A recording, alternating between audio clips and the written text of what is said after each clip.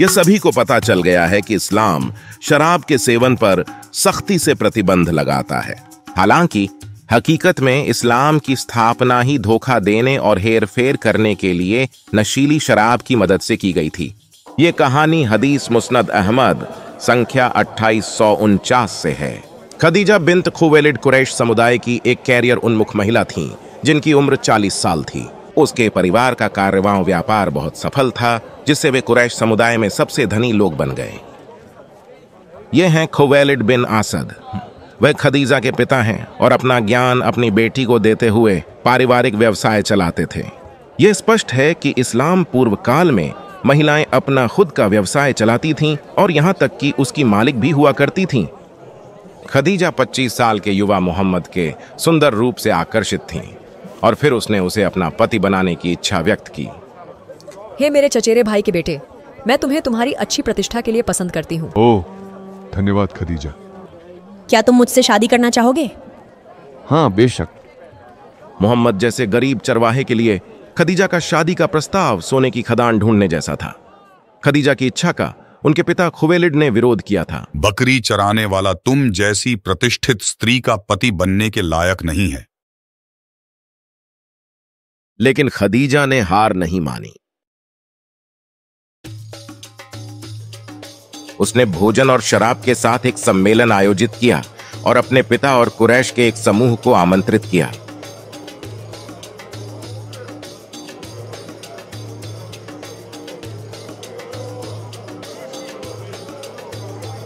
उन्होंने वह शराब पी और वो भोजन खाया जो खदीजा ने उन्हें तब तक परोसा जब तक वे नशे में धुत न हो गए।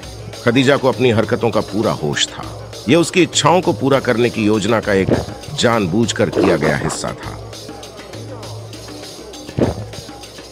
खुवैलिद ने भी खूब शराब पी जब तक उसे नशा नहीं हो गया। ओह, अब मुझे चक्कर आ रहा है। बेहतर होगा कि मैं आराम कर लूं।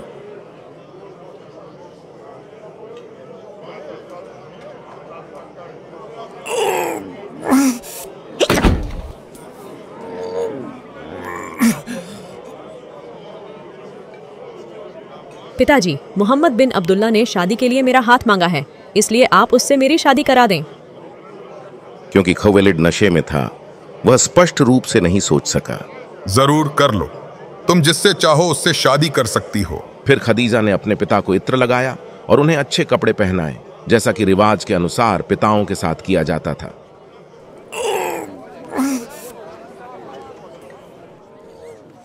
इसके बाद विवाह समारोह का आयोजन किया गया।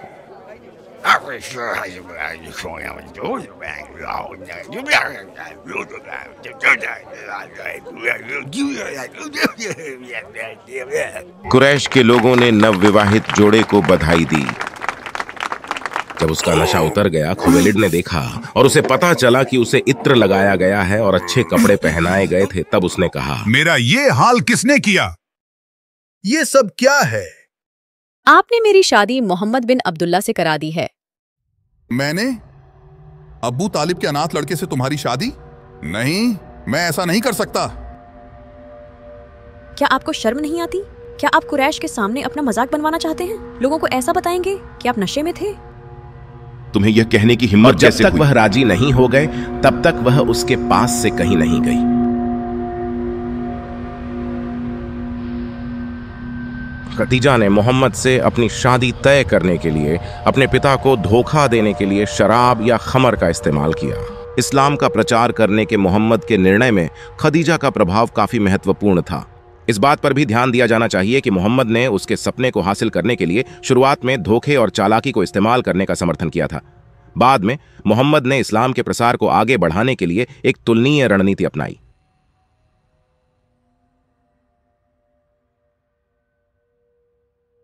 मक्का में अपने पैगंबरी के शुरुआती चरण में पैगंबर मोहम्मद ने अनुयायियों को उनकी इच्छाओं के अनुरूप स्वर्ग में विभिन्न पुरस्कारों का वादा करके आकर्षित करने की कोशिश की। शराब के प्रति लोगों के प्रेम को समझते हुए उन्होंने उन्हें स्वर्ग में इसकी नदियां उपलब्ध कराने का आश्वासन भी दिया, और ऐसा करके उन्होंने अनुयायियों को इकट्ठा करने के लिए आनंद की अपनी भूख का लाभ उठाया।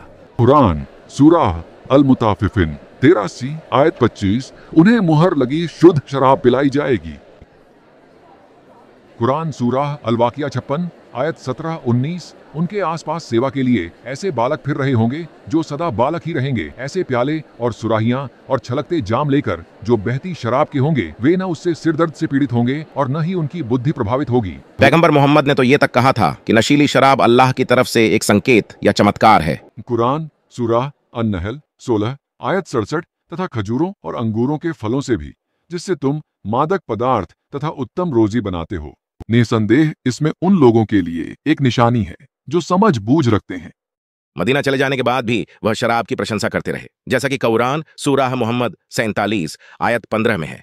उस जन्नत की विशेषता जिसका वादा परहेजगारों से किया गया है, यह है कि उसमें कई नहरें ऐसे पानी की हैं जो खराब होने वाला नहीं, और कई नहरें दूध की हैं जिनका स्वाद नहीं बदला, और कई नहरें शराब की हैं जो पीने वालों के लिए स्वादिष्ट है। लेकिन फिर मदीना में कई घटनाएं घटीं जिससे शराब के बारे में उनका मन बदल गया। पहली घटना 2 हिजरी साल में कुरान सूरह अल-बकरा आयत 219 के रहस्योद्घाटन के दौरान घटी, जैसा कि साहिह बुखारी संख्या 3091 में वर्णित है। उस समय कुरैश व्यापारियों पर बद्र की सफल डकैती के बाद कई मुसलमानों ने खमर या शराब पीकर अपनी जीत का जश्न मनाया। पैगंबर मोहम्मद बद्र डकैती के दौरान अली की भागीदारी से बहुत प्रसन्न थे। अली, कमस से ये 2 ऊँटनियां ले लो, तुम उनके हकदार हो। ओह, बहुत बहुत धन्यवाद या रसूलुल्लाह।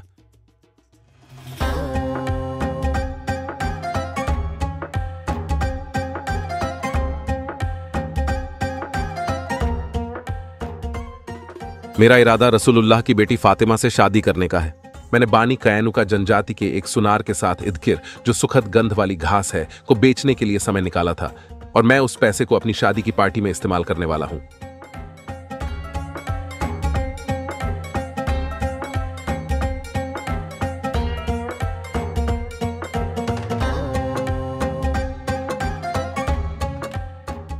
उसके बाद अली सुनार के पास जाने के लिए ऊंट की काठियां, बोरियां और रस्सियां इकट्ठा करने लगा।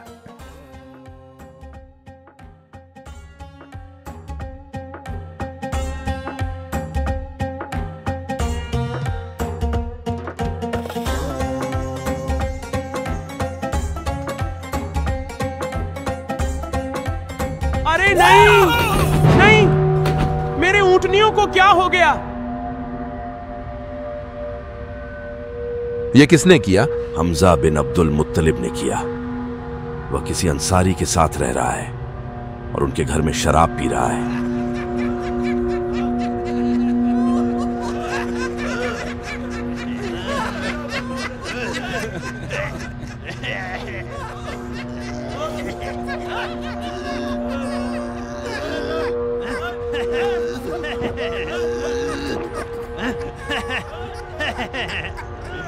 अली ने हमजा से सीधे भिड़ने की हिम्मत नहीं की।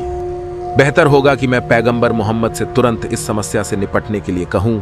यह हमजा के साथ सीधे झगड़े में उलझने से बेहतर होगा।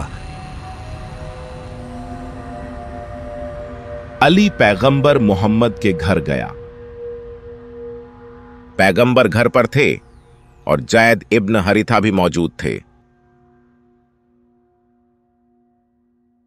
तुम्हें क्या हुआ है?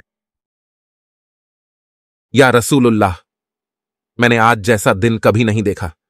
हमजा ने मेरी 2 ऊंटनियों पर हमला किया, उनके कूबड़ काट दिए और उनके पेट को फाड़ डाला, और वह वहां एक घर में कुछ पियक्कड़ों के साथ बैठा है।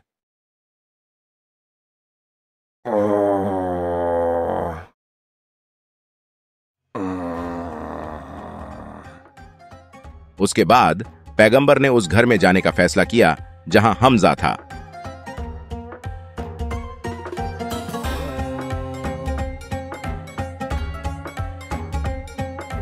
क्या मैं अंदर आ सकता हूं?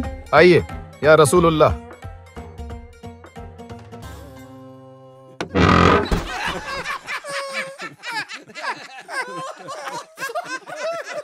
हमजा पूरी तरह से नशे में धुत था, उसकी आंखें लाल थीं।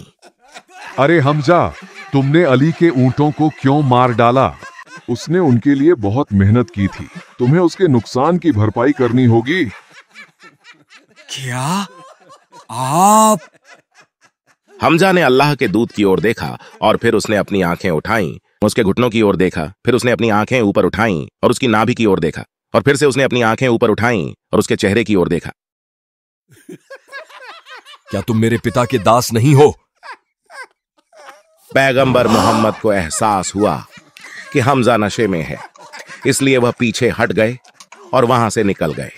मुसलमानों का मानना था कि पैगंबर मोहम्मद ही थे जिनके कारण अल्लाह ने इस ब्रह्मांड को बनाया, क्योंकि उन्होंने कुरान और अहादीस में खुद की इतनी ऊंची प्रशंसा की थी। फिर भी उन्होंने हमजा को उसके किए गए अपमान के लिए फटकारने की हिम्मत नहीं की। ये मेरे लिए अच्छा नहीं है, लेकिन मैं इस स्थिति में उससे बातचीत नहीं कर सकता। वह मुझ पर और भी हमला करेगा। या रसूलुल्लाह, मेरे ऊंटों का क्या? मुझे इंसाफ चाहिए। मैं अपनी लूट के लिए कड़ी मेहनत करता हूँ। मैंने उसके लिए कई लोगों को मार डाला। शराब के गहरे प्रभाव में हमजा ने सच में उनकी पैगंबरी पर सवाल उठाया। पैगंबर मोहम्मद हमजा के खिलाफ पूरी तरह से शक्तिहीन हो गए और असहमति को सुलझाने में असमर्थ हो गए। इस घटना से उनकी प्रतिष्ठा को ठेस पहुंची।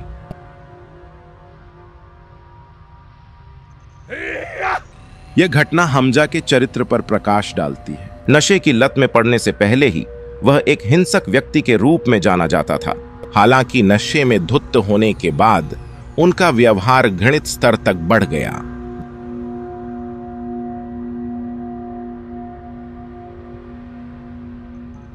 जबकि मुसलमान प्यार से हमजा को असदुल्लाह या अल्लाह का शेर कहते थे, लेकिन नशे में धुत होने पर वह एक बेकाबू पागल शेर के अलावा और कुछ नहीं साबित हुआ।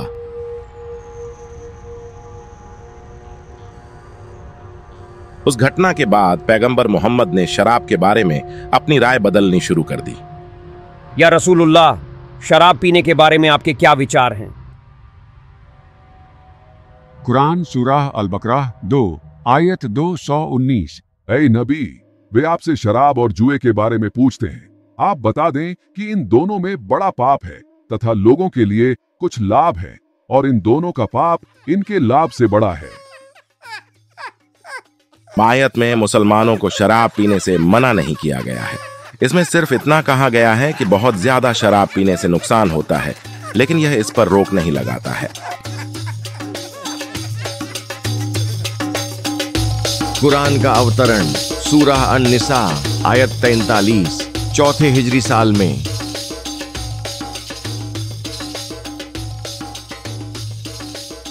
अब्दुर रहमान बिन औफ ने अपने घर में कुछ खाना बनाया।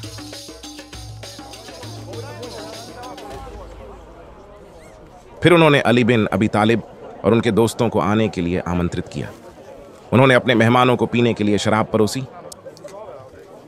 उन्होंने तब तक खाया पिया जब तक उन्हें नशा नहीं हो गया।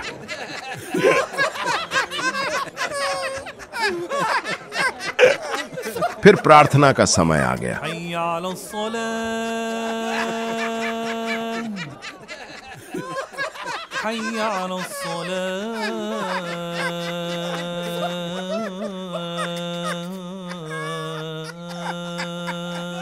हमें प्रार्थना करने के लिए पैगंबर की मस्जिद में जाना होगा। हाँ, चलो वहां चलते हैं। नशे की हालत में भी ये धर्मनिष्ठ मुसलमान अपने प्रार्थना दायित्वों को पूरा करने के लिए प्रतिबद्ध थे।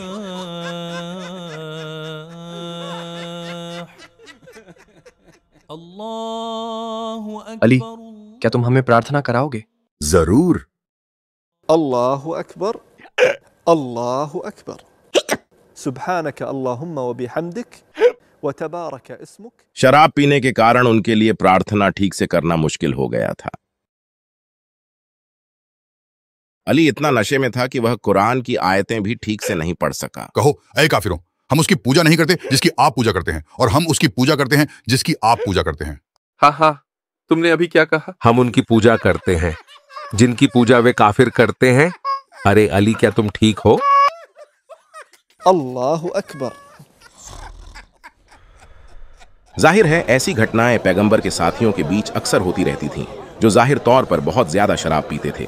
उनमें से कई लोग नशे में धुत होकर मस्जिद में आया करते थे, जिससे नमाज के दौरान व्यवधान पैदा होता था। इसे रोकने के लिए मुझे कुछ करना होगा।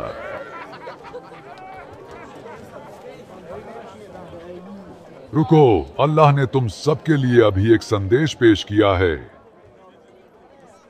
कुरान सूरह अन-निसा आयत 43। ए ईमान वालो, जब तुम नशे की हालत में हो तो नमाज के करीब न जाओ जब तक तुम जो कहते हो उसका अर्थ न जान लो।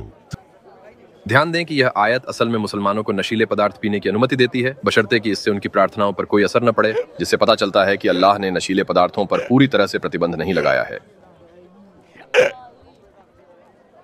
सूरह अन-निसा आयत 43 के साथ पैगंबर मोहम्मद ने अपने साथियों को निर्देश दिया नशे की हालत में नमाज न पढ़ें। हालांकि अनजाने में उनमें से कुछ इस निर्देश के नाम पर नियमित रूप से प्रार्थना छोड़ने के बहाने के रूप में फायदा उठाने लगे, जैसा कि बाद में सूरह अल-माइदा आयत 91 में स्वीकार किया गया है। मैं मस्जिद में नमाज पढ़ने नहीं जा सकता क्योंकि मैं अभी भी नशे में हूँ। हम अब उनकी आज्ञा का पालन कर रहे हैं। इस प्रवृत्ति के कारण पैगंबर मोहम्मद के लिए एक काफी बड़ी चुनौती पेश हुई, क्योंकि इससे उनका अधिकार खत्म हो गया और उनके द्वारा स्थापित किए जा रहे धर्म की वैधता पर सवाल उठाया गया। जुम्मे की नमाज का वक्त हो चुका है, फिर भी मस्जिद खाली है, सब कहाँ हैं? अपने अनुयायियों पर पूर्ण नियंत्रण स्थापित करने के संकल्प के साथ पैगंबर मोहम्मद ने शराब पर पूरी तरह से प्रतिबंध लगाने की संभावना पर संकेत देना शुरू कर दिया। लोगों, अल्लाह शराब की मनाही का संकेत दे रहे हैं और वह शायद जल्द ही इस बारे में आदेश देने वाले हैं। इसलिए जिसके पास वैसा कुछ भी हो तो बेहतर होगा कि वह उसे बेच दे और उससे लाभ उठाए। अल्लाह की चेतावनी के कारण मुसलमानों ने उचित कदम उठाए। क्या तुमने वह सुना? चलो हम अपनी शराब बेच दें इससे पहले कि अल्लाह उस पर प्रतिबंध लगा दे। चलो कर ही देते हैं, जब तक ऐसा करना संभव है। शराब, सस्ती कीमत पर शराब, इससे पहले कि अल्लाह इसे हराम कर दे अभी खरीदें। सारा अभी खरीद लें जब तक ये अभी भी हलाल है, ये जल्द ही हराम हो जाएगा। सच में? क्या अल्लाह शराब पीने पर प्रतिबंध लगा देंगे? मुझे तो लगता था कि उन्होंने कहा था कि शराब स्वस्थ लोगों के लिए एक संकेत है। कुरान सूरह अन-नहल 16 आयत 67। तथा खजूरों और अंगूरों के फलों से भी, जिससे तुम मादक पदार्थ तथा उत्तम रोजी बनाते हो। निसंदेह इसमें उन लोगों के लिए एक निशानी है जो समझ बूझ रखते हैं। क्या वो तुम्हें याद है? पैगंबर ने कहा कि अल्लाह जो कुछ भी चाहता है उसे ख़त्म कर देगा या इसकी पुष्टि कर देगा। या सटीकता से कहें तो पैगंबर मोहम्मद के जीवन की परिस्थितियों के अनुसार आयत का खुलासा किया गया था। इसके कारण पुराने खुलासों को निरस्त कर दिया गया और उनकी जगह नए खुलासे किए गए। हाँ, तथास्तु ऐसा ही हो।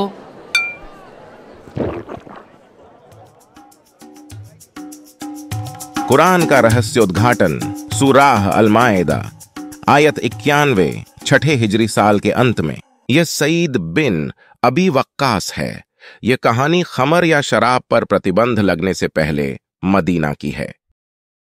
एक दिन एक अंसार मुस्लिम ने कुछ खाना बनाया और उसने मुस्लिम मुहाजिरून और अंसार को अपने घर आमंत्रित किया। अंसार मदीना के मुसलमान होते हैं जबकि मुहाजिरून मक्का के मुसलमान होते हैं। मेजबान ने बारबेक्यू ऊंट का सिर और बड़ी मात्रा में खमर या शराब परोसी।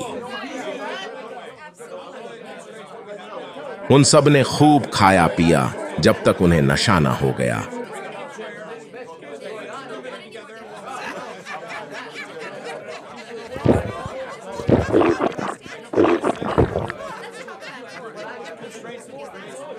शराब के नशे में वे उपद्रवी हो गए और अभद्र व्यवहार करने लगे। तुम जानते हो, हम मुहाजिरून तुम अंसारों से बेहतर और महत्वपूर्ण हैं।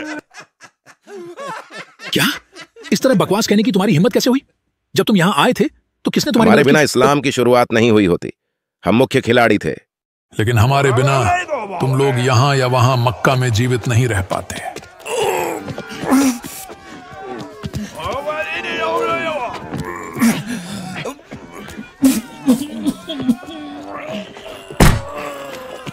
मुस्लिम अंसार ने एक ऊंट की हड्डी ली और उससे साद की नाक पर वार किया। जब पैगंबर मोहम्मद ने इस घटना के बारे में सुना, उन्होंने कुरान सूरह अल-माइदा आयत 91 समझाया। शैतान तो यही चाहता है कि शराब तथा जुए के द्वारा तुम्हारे बीच बैर तथा द्वेष डाल दे और तुम्हें अल्लाह के स्मरण तथा नमाज से रोक दे। तो क्या तुम रुकने वाले हो? आयत बताती है कि शराबी पदार्थों के कारण अंसार और मुहाजिरून के बीच लड़ाई और मारपीट हुई और मुसलमान अक्सर नमाज पढ़ने नहीं जाते थे। ये मुख्य कारण है कि पैगंबर मोहम्मद ने शराबी पदार्थों पर पूरी तरह से प्रतिबंध लगाने का फैसला किया। उन्होंने इस पर तब प्रतिबंध नहीं लगाया जब हमजा ने अली के ऊंटों को मार डाला, न ही तब जब मुसलमानों ने नशे में नमाज पढ़ी। पैगंबर मोहम्मद ने अपने अनुयायियों को नियंत्रित करने के लिए इस्लाम का इस्तेमाल किया। उन्हें दिन में 5 बार नमाज पढ़ते समय अपना मन अल्लाह पर केंद्रित रखने का आदेश दिया, जिसका पालन करने में विफल रहने वालों को नरक की आग का दंड मिलता। जब उनके अनुयायियों ने नमाज पढ़ने के बजाय शराबी पदार्थों को प्राथमिकता दी तो उन्हें समझ आ गया था कि उनके अनुयायियों के बीच उनकी पकड़ ढीली पड़ने लगी है। मुसलमानों के बीच उनका नियंत्रण बनाए रखने के लिए कुरान सूरह अल माइदा आयत 91 को अवतरित किया गया था।